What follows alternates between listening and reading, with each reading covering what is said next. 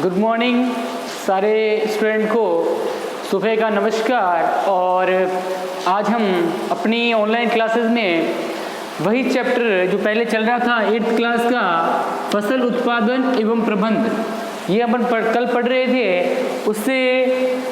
इससे पहले जो हमने पढ़ा था वो पढ़ा था सिंचाई की पहली विधि, सिंचाई की जो आधुनिक विधियां हैं। आजकल जो सिंचाई करने के लिए, सिंचाई मानी निश्चित समय अंतराल पर निश्चित समय के बाद फसल को पानी देना सिंचाई कहलाता है, ये हमने पढ़ा था।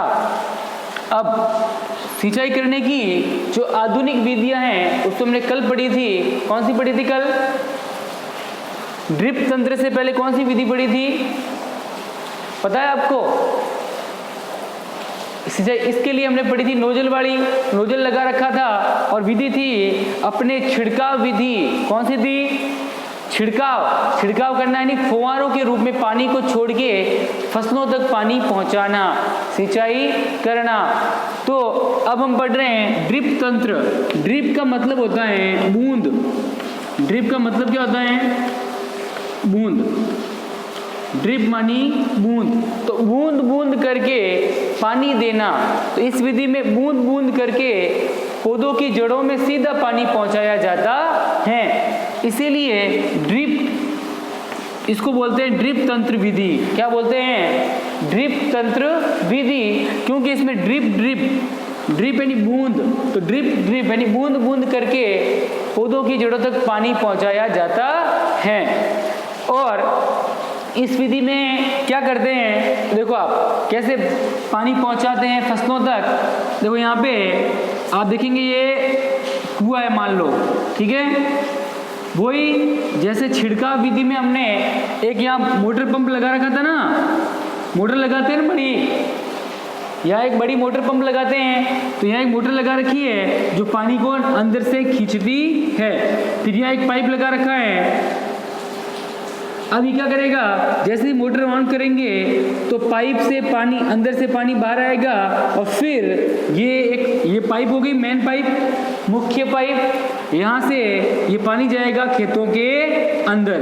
अब क्या होगी, जैसे मान लो यहाँ पे फसलें उगा रखी हैं, ठीक है, ये मान लो फसलें उगा रखी है भाई।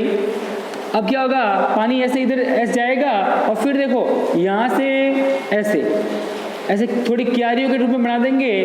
तो यहाँ से पानी जाएगा इसमें, फिर आगे इसमें पानी चला जाएगा, फिर आगे इसमें पानी चला जाएगा, फिर आगे इसमें पानी चला जाएगा। ऐसे तो क्या होगा, जैसे ही हम मोटर को ऑन करेंगे, इस मोटर को ऑन कर दिया तो यहाँ से पानी सीधा इस पाइप से होता हुआ यहाँ फसलों की ऐसे क्यारियाँ बनाएंगे छोटी छोटी।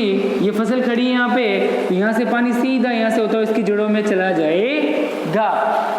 आगे फिर वापस पानी इसमें चला जाएगा, फिर आगे और है, फिर ऐसे आगे इस फसल में, फिर आगे इस फसल में, ऐसे करके यह जो पानी है वह बूंद बूंद करके जड़ों तक पहुंचाया जाता है। तो इसलिए इस विधि का नाम है ड्रिप तंत्र। ड्रिप का मतलब होता है बूंद। ड्रिप का मतलब क्या होता है? बूंद। तो इस विधि में जो पानी है वह बूंद बूंद करके सीधा पौधों की जड़ों में पहुंचाया जाता है। तो इसीलिए इसे ड्रिप तंत्र विधि कहते हैं। ये कौन से पौधों में काम में आती है? फलदार पौधे, आम के, चीकू के, ऐसे फलदार बीजों की खेती करनी है तो उनकी सिंचाई में ये ड्रिप विधि काम में आती है। तो फलदार पौधों, बगीचों में भी इसका प्रयोग किया जाता है। और वृक्षों को पानी देने का सर्वोत्तम तरीका है, सबसे बेस्ट तरीका है। और इसमें क्या होता है, जैसे जितना पानी इसको देना है वो सीधा जड़ के अंदर पहुंच गया, ठीक है। तो इस विधि में क्या होता है, जो पानी है वो बूंद बूंद करके सीधा पौधों की जड़ों में पहुंचता है, इसलिए पानी वेस्ट भी नहीं होता, इसमें पानी खराब भी नहीं होता। मतलब फालतू पानी वेस्ट नहीं होता, जितना चाहिए पौधों को उतना उसकी जड़ों में पहुंच जाता है। तो इस विधि में पानी वेस्ट भी नहीं होता, व्यर्थ भी नहीं जाता। और दूसरी बात, ये विधि उन क्षेत्रों में काम में ली जाती है जहाँ पर पानी की कमी है। जहाँ पानी की कमी होती है वहाँ इस ड्रिप तंत्र विधि का प्रयोग करके पानी को बचा सकते हैं। जितना पानी चाहिए उतना पौधों को दिया, फिर वापस मोटर बंद कर दो, यहाँ से पानी की सप्लाई बंद कर दो। तो ये उन क्षेत्रों के लिए वरदान है जहाँ पर पानी की कमी होती है।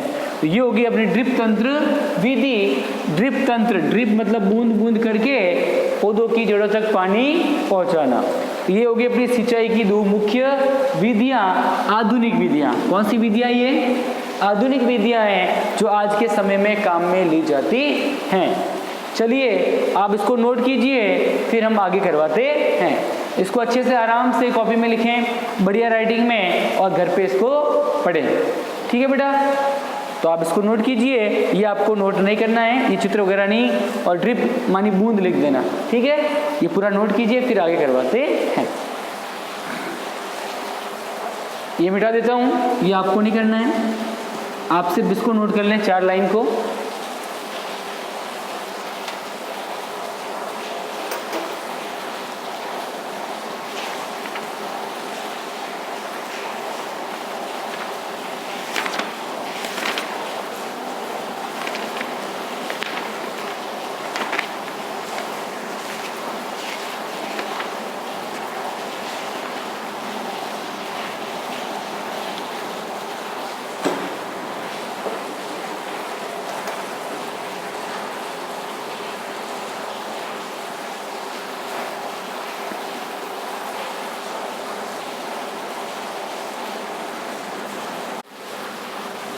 चलिए तो अब हम बात करते हैं अपने आगे कि 5वां हम क्या पढ़ रहे हैं पता है आपको? फसल उगाने से पहले किसान द्वारा जो क्रियाकलाप किए जाते हैं वो पढ़ रहे हैं अपन सब। ठीक है ना? तो उसमें 5वां टॉपिक है। अब हम क्या करते हैं, फसल उगाने से पहले क्या काम किया जाता है, उसमें 5वां कार्य है खरपतवार से सुरक्षा। खरपतवार से सुरक्षा। अब ये खरपतवार क्या होती हैं? खरपतवार होती हैं जब हम अपने खेतों में फसल उगाते हैं तो फसल के उगने के साथ कुछ अन्य अवांछित पौधे, फालतू पौधे प्राकृतिक रूप से अपने आप उग जाते हैं, उन्हें कहते हैं खरपतवार। क्या कहते हैं? खरपतवार। जब हम खेतों में फसल उगाते हैं तो फसल के साथ कुछ फालतू पौधे, छोटे छोटे फालतू पौधे उग जाते हैं, अपने आप उग जाते हैं। तो वो जो फालतू पौधे होते हैं, या फालतू को बोलते हैं अवांछित, जो हमें नहीं चाहिए, जो किसी काम के नहीं है, तो ये जो अवांछित पौधे होते हैं उन्हें खरपतवार कहते हैं। आप कभी खेत में जाओ तो देखना कि फसल के बीच में या फसल के आसपास छोटे छोटे और पौधे, छोटे मोटे और पौधे उग जाते हैं, उन्हें कहते हैं खरपतवार। तो ये अवांछित पौधे, ये फालतू पौधे जो होते हैं, इन पौधों को खरपतवार कहते हैं। ठीक है? अब दूसरी चीज क्या है, देखो आप परिभाषा देखें। खरपतवार तो खेत में फसल उगाते हैं तो फसल के साथ कई दूसरे अवांछित पौधे, फालतू पौधे प्राकृतिक रूप से नहीं, अपने आप, प्रकृति द्वारा ही अपने आप उग जाते हैं। उन्हें या उन अवांछित पौधों को खरपतवार कहते हैं। क्या कहते हैं? खरपतवार। इसको अंडरलाइन कर लेना कि अवांछित पौधों को क्या कहते हैं? खरपतवार। अवांछित पौधों को खरपतवार कहते हैं। समझ में आ गया कि खेत में फसल के साथ फसल उगती है, जब खेत में फसल उगती है तो उसके साथ कई छोटे मोटे और अवांछित फालतू पौधे उग जाते हैं, और उन अवांछित पौधों को खरपतवार कहते हैं। समझ गए ना? चलो, अब ये खरपतवार जो होती हैं, ये फालतू पौधे हैं, तो अब इनको खेत में से साफ किया जाता है। खेत से हटाने की जो क्रिया होती हैं, खरपतवार को हटाने की, खेत से हटाने की क्रिया को निराई कहते हैं। क्या कहते हैं? निराई। तो निराई, अब आप टॉपिक डालेंगे इसमें, निराई। खरपतवार हटाने को निराई कहते हैं। खरपतवार, फालतू पौधे को हटाना तो खरपतवार को हटाने को क्या कहते हैं? निराई। क्या कहते हैं? निराई। तो आप समझ जाएंगे कि जो पेड़ पौधों फसल के साथ जो फालतू पौधे होते हैं उन्हें खरपतवार कहते हैं, और खरपतवार को हटाना, उनको साफ करना निराई कहलाता है। क्या कहलाता है? निराई। अभी निराई क्यों आवश्यक है, निराई करना क्यों जरूरी है? देखो, मान लो ये खेत है, यहाँ ये पौधे लगे हुए हैं, ऐसे देख रहे हैं आप, ये जो पौधे लगे हुए हैं ऐसे, तो अब क्या होगा, मान लो एक खेत में पौधे लगे हुए हैं और इनके पास छोटे छोटे ये पौधे और है, मान लो ऐसे, ये खरपतवार क्या हो गई बेटा, ये पौधों के साथ कई दूसरे फालतू पौधे या अवांछित पौधे होते हैं जिन्हें खरपतवार कहते हैं। ये मान लो साइड में छोटे छोटे पौधे लगे हुए हैं, तो ये क्या हो गए? खरपतवार। तो ये खरपतवार को हटाना क्यों जरूरी है? खरपतवार को हटाना मतलब निराई करना। क्या करना? निराई। तो निराई करना क्यों जरूरी है? क्योंकि ये जो खरपतवार होती हैं, ये भी, अब खरपतवार है, ये भी खरपतवार भी पौधों के रूप में उगती है, तो ये भी, इनको भी क्या चाहिए? प्रकाश। नीचे से क्या चाहिए? पानी, जल, पानी या जल, पोषक तत्व, ये सब चाहिए ना।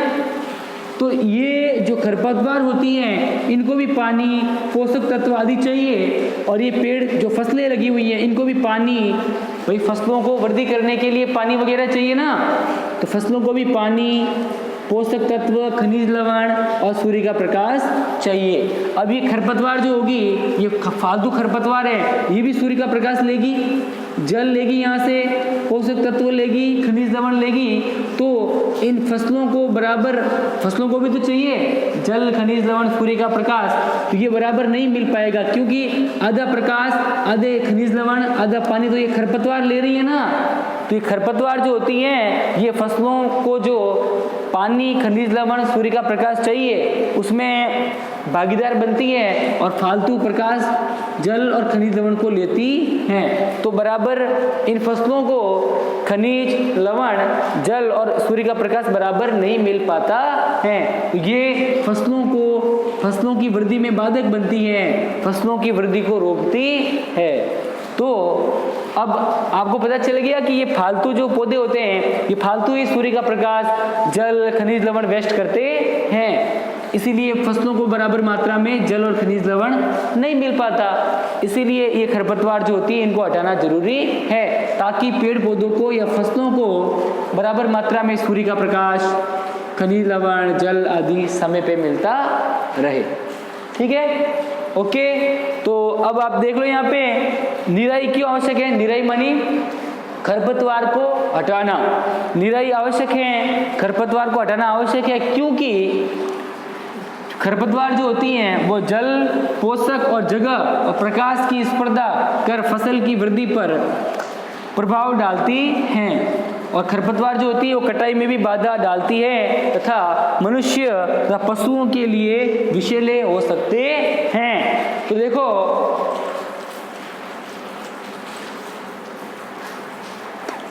देखो यहाँ पे मैंने आपको बता दिया कि जो खरपतवार होती है वो जल, पोषक तत्व, सूर्य का प्रकाश और जगह फालतू घेरती है यहाँ पे। इससे पौधों की वृद्धि बराबर रूप से नहीं हो पाती, इनको बराबर मात्रा में सूर्य का प्रकाश, पानी, खनिज लवण आदि नहीं मिल पाता, तो इसलिए ये फसलों की वृद्धि को रोकती है। इसलिए इन खरपतवार को हटाना बहुत जरूरी ये है, ये खरपतवार। ठीक है। दूसरी बात ये जो खरपतवार होती हैं ये फालतू उगी हुई होती हैं, तो जब हम फसलों को पकने के बाद काटते हैं तो ये खरपतवार बीच में आती है, तो हमें बाधा उत्पन्न होती है ना।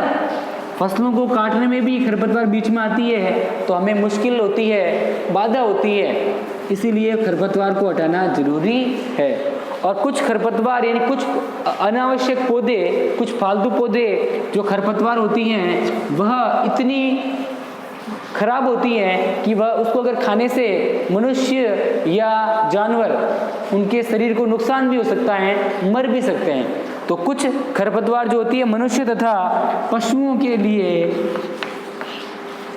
लिए विषैले होते हैं। क्या होते हैं? विषैले होते हैं। समझ गए आप? तो इस प्रकार हमने खरपतवार के बारे में पढ़ा। अब खरपतवार के बारे में आगे पढ़ेंगे, उससे पहले एक बार आप ये नोट कर लें, ठीक है बेटा? चलिए नोट कीजिए, फिर आगे करवाते हैं। ये आपको नहीं करना है, ये नहीं बनाना है, बस यहाँ से लिखना शुरू करें और फिर ये लिखें खरपतवार, निराई, और आगे इसके बाद लिखवाते हैं।